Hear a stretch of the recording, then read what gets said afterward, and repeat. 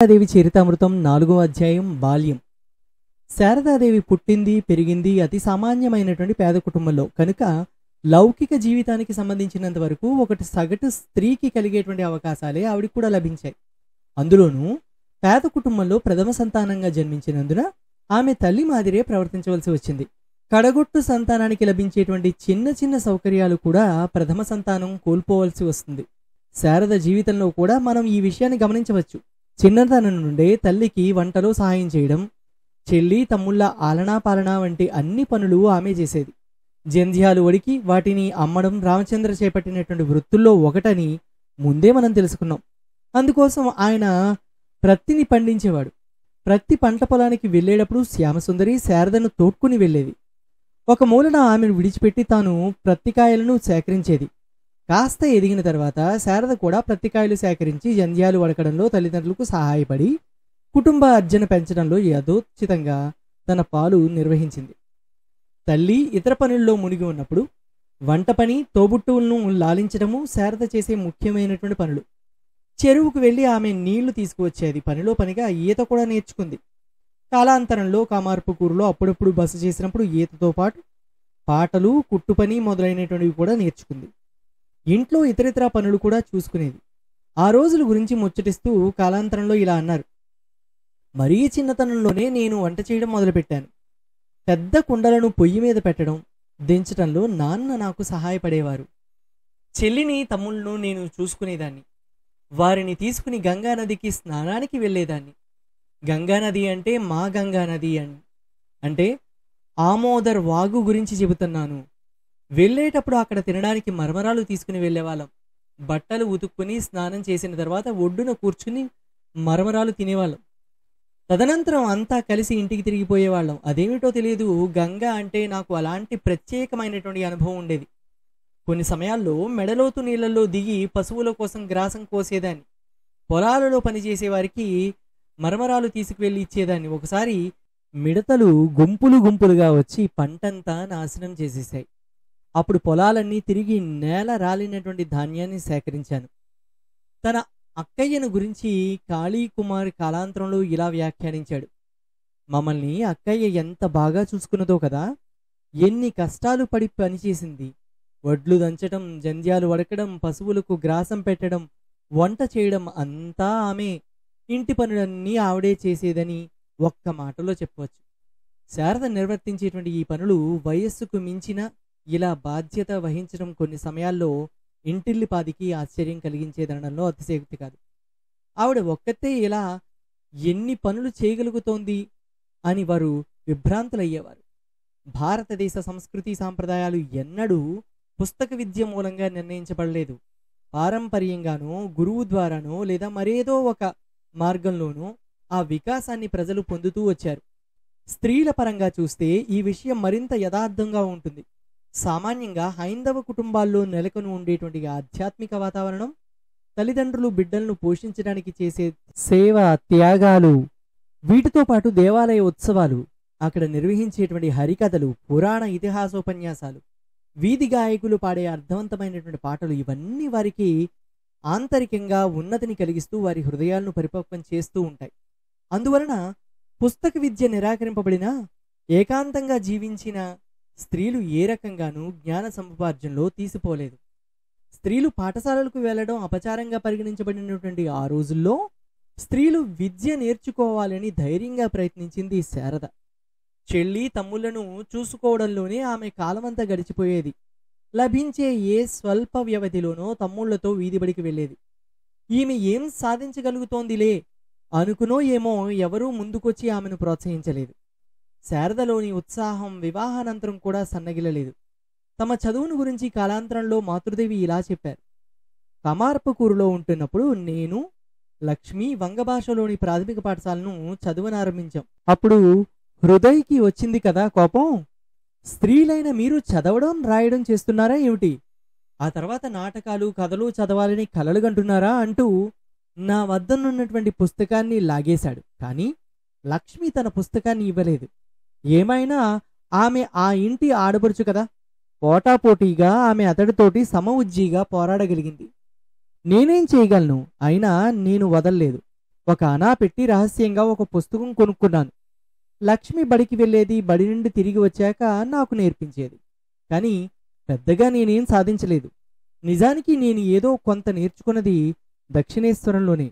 గురుదేవులు అప్పుడు చికిత్స పొందుతూ శ్యాంబుకూర్లో ఉన్నారు. నేను ఒంటరిగా ఉన్నాను. భవముఖర్జీ కుటుంబానికి చెందినటువంటి ఒక ఆమె ఆలయ కొలనులో స్నానం చేయడానికి వచ్చేది. అప్పుడు ఆమె నాతో చాలాసేపు గడిపేది. ఆమె నుండే ఏదో కాస్త చదవడం, రాయడం నేర్చుకున్నాను. నేర్పించడమే కాక నేను నేర్చుకుంటున్నానా లేదా అని కూడా ఆమె పరీక్షించేది. ఆలయం నుండి నాకు వచ్చే ఆకుకూర, కూరగాయలు ఇలా వస్తువులలో కొంత ఆమెకు ఇచ్చేదాన్ని. 19వ శతాబ్దంలో ఒక సగటు పల్లెటూరి బాలిక నుండి మనం ఏమి ఆశించవచ్చునో అట్లే బాలిక అయినటువంటి శారద మెలిగింది. ఇతరుల పట్ల ఆప్యాయత, బాధ్యత, కుటుంబ నిర్వహణ సామర్థ్యము వీటికి ఆమెలో కొరతే లేదు. ఆడుకుంటున్నప్పుడు ఇతర పిల్లలతోటి పోట్లాడడం, తగాదా పడడం లాంటి గుణాలు ఆమెలో మచ్చుకైనా లేవు. ఇతరులు పోట్లాడుకోవడం చూస్తే వారి మధ్య రాజీ చేసేది. లోకాన్నే కుటుంబంగా పరిగణించవలసినందువలనేమో కుటుంబ ఆటల పట్ల ఎక్కువ ఆసక్తి కనపరిచేది కాదు. కానీ వాటిలో ఆమె ఇంటికి పెద్దగా వ్యవహరించేది. ఇలా సర్వసామాన్యమైనటువంటి బాలికగా కానవచ్చినా ఒక విషయంలో ఆమె తన ప్రత్యేకతను ప్రదర్శించింది.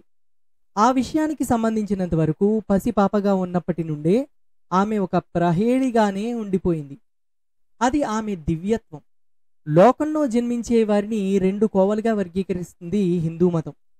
ఈ లోకంలో జన్మించి ఇక్కడి నుంచే శ్రేయస్సును సంతరించుకొని ధన్యులయ్యేవారు ఒక కోవకు చెందుతారు. మరొక కోవకు చెందిన వారు ఈ లోకంలో జన్మించి లోకశ్రేయస్సునే కల్పించి నిష్క్రమిస్తారు. వీరి జీవితాలను పరిశీలిస్తే లోకం నుంచి వీరు దేవిని సంగ్రహించలేదని, వారికి అవసరమైనదేది ఈ లోకంలో లేదనే విషయం తేటతెల్లమవుతుంది. మొదటి కోవకు చెందినవారు అతి సామాన్యులు. రెండో కోవకు చెందినవారు అవతార పురుషులు. విధి లేక సామాన్యులు జన్మిస్తారు. కానీ అవతార పురుషులు లోక శ్రేయస్సు కోసం మాత్రమే తమ ఇచ్ఛ మేరకు జన్మిస్తారు. తన జీవితం గురించి రహస్యం వారికి చిన్ననాటి నుండే జ్ఞాపకంలో ఉంటుందా? అవును, చిన్నతనం నుండే అప్పుడప్పుడు ఈ సత్యం వారి మనస్సులో స్ఫురిస్తూ ఉంటుంది. తరువాత ఆధ్యాత్మిక సాధనల మూలంగా మనస్సు పరిపక్వతను సంతరించుకుంటున్నప్పుడు ఆ సత్యం వారికి సదా ద్యోతకమవుతూనే ఉంటుంది. నిజానికి వారిని అవతార పురుషులు అనడం కంటే వారు తమను మరుగున పరుచుకుని సామాన్యుల్లా జీవిస్తూ ఉంటారే, అదే మనకు ఎంతో ఆశ్చర్యం కలిగించేటువంటి విషయం. ఈ విషయం శారద చిన్నతనంలో కానవస్తుంది. మానవ ముసుగు ఆవలనున్న ఆమెలోని దివ్యత్వం వ్యక్తమైనప్పుడు దానిలో ఎంత వేగం! బొమ్మలు చేయడం, ఆడుకోవడం శారదకు చిన్నతనం నుండే ఎంతో ఇష్టం. దేవతా రూపాలను స్వయంగా తానే రూపొందించి పువ్వులతో వాటిని అలంకరించి పూజించడంలో ఆమె ఎంతో ఆనందించేది. కాళీ, మహాలక్ష్ములు ఆమెకు నచ్చినటువంటి దేవతలు. బంకమట్టితో ఆ దేవతల ప్రతిమలను రూపొందించి పువ్వులతో వాటిని అలంకరించి నిండు మనస్సుతో ఆమె పూజ చేయడం కనులు పండుగగా ఉండేది. ఒకసారి జగద్ధాత్రి పూజా సమయంలో దేవి సమక్షంలో కూర్చుని దేవితో తదాత్మ్యం చెంది మరిచిపోయి బాహ్య ప్రపంచాన్ని విస్మరించి చాలాసేపు అలాగే కూర్చుండిపోవడం తటస్థించింది. ఇంటి పనులతోనే శారదకు దాదాపు రోజంతా గడిచిపోతున్నట్లుగా చూశాం. ఆమెతో ఎవరూ ఇది చెయ్యి అది చెయ్యి అని చెప్పాల్సిన పనే లేదు. చేయవలసిందంతా ఆమె గమనించి బాధ్యతాయుతంగా చేసుకుపోయేది. ఇది శ్యామసుందరికి ఎంతో గర్వకారణం. ఈమె మాత్రం ఈ రకంగా ఉండనట్లయితే పని, పిల్లలు అంటూ నేను ఎంతగా అల్లాడిపోయేదానో. కుమార్తె అంటే కుమార్తె అని చెప్పుకుని గర్వపడేది శ్యామసుందరీదేవి. కానీ ఆ కుమార్తె ఒక్క పలుకు, ఒక్క సైగ, ఒక్క చూపు కొన్ని సమయాల్లో శ్యామను గందరగోళంలో ముంచెత్తేది. ఈమె నా కుమార్తెనా, లేక ఈమెకు నేను ఈ లోకము బిడ్డలమా? ఈ గందరగోళం గురించి కుమార్తెనేనా అడిగివేసేది. అమ్మా శారదా, నువ్వు ఎవరివమ్మా? నిన్ను అర్థం చేసుకోలేకపోతున్నానే. నిజం చెప్పు తల్లి. మామూలుగా శ్యామ ఇలా అడిగితే శారద గంభీరంగా మందహాసం చేసేది. కొన్ని సమయాల్లో ఇదేమిటి వింతగా ఉంది, నేను ఎవరిని, ఇక నేను మరెవరై ఉండాలట, హఠాత్తుగా నాకు 4 చేతులు మొలుచుకొచ్చాయా ఏమిటి అంటూ తెగేసినట్లు బదులు చెప్పి మాటలు మార్చివేసేది. శ్యామసుందరి కూడా దాంతో అప్పటికి అంతా మర్చిపోయేది. ఇలా ఎన్నోసార్లు జరిగింది. ఒకసారి శ్యామసుందరి శారద మాటలు పట్టించుకోకుండా ఇలా అంది. అమ్మా, నువ్వెవరైనా సరే, ఎన్ని జన్మలెత్తినా అన్ని జన్మల్లోనూ నువ్వే నాకు కుమార్తెగా జన్మించాలి. ఆ మాటలు విని శారద, ఏమిటేమిటి, ఏమన్నావు? ఇంకా నువ్వు నన్ను కిందకి లాగాలనుకుంటున్నావా? మళ్ళీ వచ్చి నీ పిల్లలందర్నీ చూసుకోవాలి, ఇదే కదా నీ ఉద్దేశం? అంది చిరుకోపంతో. చిన్నతనంలో అన్ని పనులు శారద ఎలా చేయగలిగిందోనని విస్మయం చెందడం చూశాం. ఈ విషయం గురించి కాలాంతరంలో మాతృదేవి ఇలా చెప్పారు. నిజం చెప్పనా, నా చిన్నతనంలో అచ్చం నాలాంటి బాలిక ఒకటి ఎప్పుడూ నాతో ఉండేది. నేను వెళ్ళే ప్రతి చోటుకి ఆమె కూడా నాతో వచ్చేది. నాతో మాట్లాడేది, నవ్వేది, వేడుకలు, వినోదాలు, తమాషాలు చేసేది. నా పనుల్లో పూర్తిగా నాకు సహాయం చేసేది. కానీ మరెవరైనా వస్తే మటుకు మాయమైపోయేది. నాకు 10-11 ఏళ్ళు వచ్చేదాకా ఇలాగే జరిగింది. శారద పశుగ్రాసం కోయడానికి వెళ్ళేది. చెరువులో దిగి కొంచెం కోసి గట్టు మీదకు ఉంచేది. ఆ అమ్మాయి మరికొంత గ్రాసాన్ని సిద్ధం చేసి ఉంచేదట. చిన్నతనంలో శారద జీవితంలో అనేకసార్లు జరిగిన మరొక మానవాతీత సంఘటనను ప్రస్తుతం పరికిద్దాం. పూర్వ పర్యాక్రమంలో ఇది తర్వాత రావాల్సి ఉంది. శారద వివాహం తర్వాత ఇది జరిగింది. ఆమెకు అప్పుడు 13 ఏండ్ల వయసుండొచ్చు. ఆ సమయంలో కమార్పకూరులో అత్తగారి ఇంట్లో ఉంది. ఇంటి పెరటి తలుపులు తీస్తే సన్నని దారి. సామాన్యంగా స్త్రీలు ఈ దారిని ఉపయోగించేవారు. ఆ దారి గుండా కాస్త దూరం పోతే హాల్దార్పుకూర్ చెరువు వస్తుంది. స్నానానికి, తాగునీటికి ఆ చెరువు పైన ఆధారపడేవారు. లజ్జాస్వరూపిణి అయినటువంటి శారద ఇతరుల కంట పడకుండా ఉండాలని తెల్లవారుజామునే స్నానానికి బయలుదేరింది. తలుపులు తెరిచి బయటకు రాగానే ఇంత చీకట్లో ఎలా ఒంటరిగా వెళ్ళాలి అనే ఆలోచన వచ్చింది. పోవాలా వద్దా అని తటపటాయిస్తూ ఉండగా హఠాత్తుగా ఎక్కడి నుంచో 8 మంది స్త్రీలు వచ్చారు.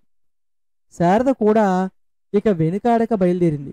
వెంటనే ఆ స్త్రీలలో 4 శారద ముందు నడవసాగారు. తక్కిన 4 ఆమెను వెంబడించారు. ఇలా అందరూ వెళ్ళి స్నానం చేసి అదేవిధంగా తిరిగి వచ్చారు. శారద ఇల్లు చేరుకోగానే ఆ 8 మంది మాయమైపోయారు.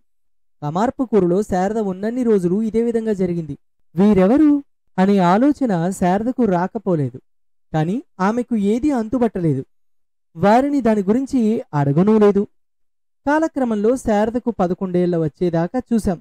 కానీ ఈ కాలఘట్టంలో జరిగినటువంటి ఎంతో ముఖ్యమైనటువంటి సంఘటన గురించి ఇంతదాకా ప్రస్తావించలేదు. అదే శారద వివాహం. శారదలాగా లోకశ్రేయస్సుకై జన్మించినటువంటి మహాత్ముల జీవితాలను ఒక మామూలు సంఘటన కూడా కారణం లేకుండా, అంతరార్థం లేకుండా జరగదు. అందువల్ల ఆమె వివాహం అనేటువంటి ఈ ఘటనను మామూలు ఘటనగా భావించరాదు. ఈ వివాహం జరగడంలోని అనేక అంతరార్థాలను అవగతం చేసుకోగోరితే శ్రీరామకృష్ణుల దివ్యమయ జీవితాన్ని మనం తెలుసుకోవాలి. ఎందుకంటే అగ్ని దాని దాహక శక్తిలా శారద జీవితం గురుదేవుల జీవితంతో అభిన్నమైనది కనుక. కాబట్టి తర్వాత అధ్యాయంలో శ్రీరామకృష్ణులు ఎవరు అనేటువంటి విషయాన్ని కూడా మనం తెలుసుకుందాం. స్వస్తి.